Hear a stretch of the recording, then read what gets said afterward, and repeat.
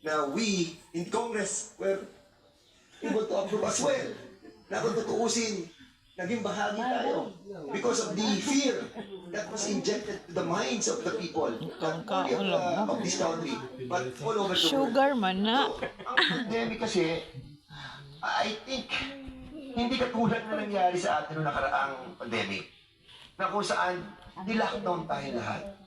And kaya nga, andito ang Human Rights Committee, because certain rights were violated. Di ba, ang dami Hindi ka makakapasok ng trabaho dahil wala kang baksin. Hindi ka makapunta ng mall dahil wala kang baksin. Hindi ka makatravel. Di ba? We were all locked down. Businesses were closed. Hindi naman siguro the World Organization is not immune from corruption, correct?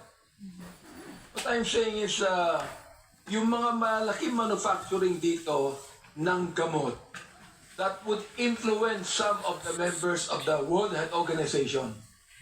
Diba? Yun ang isang ano ko dito Wala silang pakialam kung ilan libo mamatay dito. As long as we are going to comply with the rules of the WHO.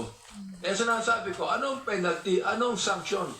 We should know about that. Wala silang sanction. Congressman Dan Fernandez wrote the World Health Organization on November 28 to assert that what was done by the DOH was illegal. This was received at the WHO headquarters in Manila, and Congressman Dan Fernandez spoke for the Filipino people when he said that this act of agreeing to the amendments or not objecting to it was illegal under WHO rules. Lunas Pilipinas backed up Congressman Fernandez's letter to the WHO. We sent a letter on behalf of the Filipino people. If the DOH is not willing to stand up for the rights of the Filipino people, there are people like Congressman Fernandez and the Honorable Congressman here in this room who will. And there are Filipino people who are sick and tired of how the DOH has let us down, has refused to admit that people are dying, turning a blind eye to the people who are getting sick, turbo cancers, myocarditis, children who are suddenly sick as if they are 60, 70-year-old people. Your Honors, we have seen the cavalier attitude of the DOH here over the past 5 hearings. They don't care. We look into their eyes, there does not seem to be any sympathy for the people who have died, for the people who are now physically disabled because of these vaccines. Attorney Lat, you still have words, no? But I'd like to ask you, when you wrote a letter to the WHO, what was the answer given to you? There was no answer, Congressman Abante. There's no answer, hindi kayo pinansin. It was received. We were It able was to confirm received, that it was but there received. was no answer. There was no answer. I just want to put on record, Mr. Chair, that there's no answer given. Now, if, for example, the DOH would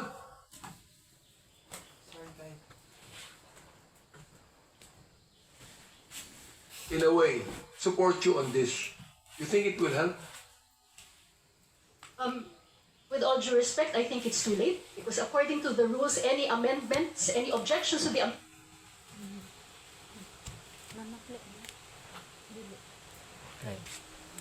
amendment should have been made by December 1, 2023. Okay, now perhaps in the current situation right now, it will not be too late because the Bureau of Quarantine of the Department of Health made a heightened alert over flirt. I'd like to find out from DOH, is this one of the amendments given by the WHO or the treaty given by that you should declare heightened alert, that you are just obeying WHO treaty on this? DOH. And before Heightened alert. I would like to find out where you got the word heightened alert. Yes. What is this a precursor of another lockdown? Because it's heightened alert. Yes, before you answer, no, in addition to that, mapapansin mo lahat ng mga pronouncement ng WHO at Tedros, sabi, prepare for the next pandemic.